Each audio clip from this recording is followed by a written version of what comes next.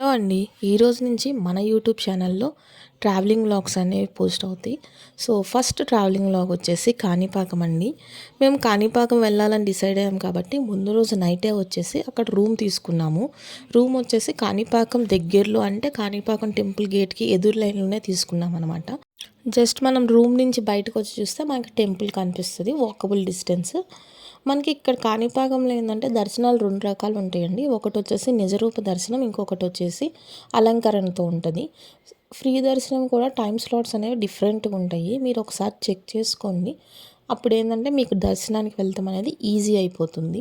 మేము వచ్చేసి early morning 7 నిజరూప దర్శనం ఉంటుందండి. ఆ దర్శనం కోసమని రెడీ అయి వెళ్తున్నాము. దర్శనంకి సపరేట్గా టికెట్స్ ఏం తీసుకోక్కర్లేదండి. టికెట్స్ కూడా క్యూ లైన్లోనే మనకి ఇస్తారు. టెంపుల్కి మనం ఎంటర్ అవుతానే మనకి ఇక్కడ కోనేరు కనిపిస్తుందండి. సో కోనేరులో కాళ్ళు కడుక్కొని నీళ్ళు మీద చల్లుకోవచ్చు, దీపం కూడా వెలిగించుకోవచ్చు అండి. ఇలా మనం క్యూ లైన్లోకి ఎంటర్ అయ్యే ఎదురుగానే మనకి సెల్ ఫోన్ డిపాజిట్ కౌంటర్ అనేది ఉంటుంది. మనం అక్కడ సెల్ ఫోన్ డిపాజిట్ చేసి లోపలికి వెళ్ళాలి. టెంపుల్ లోపలికి ఫోన్ ఎలో లేదండి. సో ఖచ్చితంగా సెల్ ఫోన్ డిపాజిట్ చేయాలి. మనకి దర్శనం అయిపోయి మనకి బయటికి రావడంతోనే మనకి ఎదురుగా లడ్డు కౌంటర్ అనేది కనిపిస్తుందండి. మీకు లడ్డూస్ ఏమైనా కావాలంటే తీసుకోండి. అండ్ ఇంకొంచెం ముందుకెళ్తే మనకి ఇంకొక టెంపుల్ కనిపిస్తుందండి. ఈ టెంపుల్లో ఏంటంటే మోస్ట్లీ ఏంటంటే అక్కడ దేవుడి విగ్రహాలు అనేవి చాలా పెద్దగా ఉంటాయండి. ఈ టెంపుల్ని మీరు కూడా ఒకసారి చూడండి. ఈ ప్రాంతంకు కాణిపాకం అని పేరు ఎలా వచ్చిందో చూద్దామండి. 1000 years బ్యాక్ ఈ ప్రాంతం పేరు విహారపురి అంట. ఈ విహారపురిలో 3 అవిటి సోదరులు ఉండేవారంటండి. సో వారు అవిటితనంతో బాధపడుతూ ఉండేవారంట. వాళ్ళకి కొంత వ్యవసాయ భూమి ఉండేదంట. దాన్ని సాగు చేసుకుంటూ వారి జీవనం అనేది సాగించేవారంటండి. ఈ విహారపురిలో తీవ్రమైన కరువు వచ్చిందంటండి.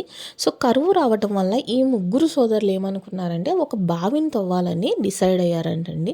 సో బావిని తవ్వాలనుకొని విఘ్నేశ్వరునికి పూజ చేసి బావి తవ్వటం అనేది స్టార్ట్ చేశారు.